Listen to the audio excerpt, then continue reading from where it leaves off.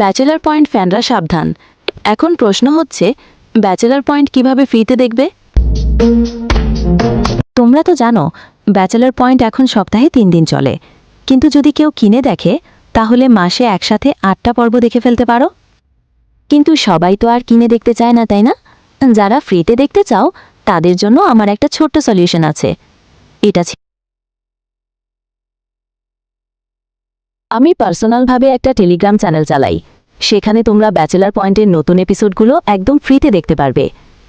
Telegram চ্যানেলের link আমি দিয়ে দিয়েছি এই ভিডিওর ডেসক্রিপশন আর কমেন্ট বক্সে, গিয়ে একবার ঘুরে এসো।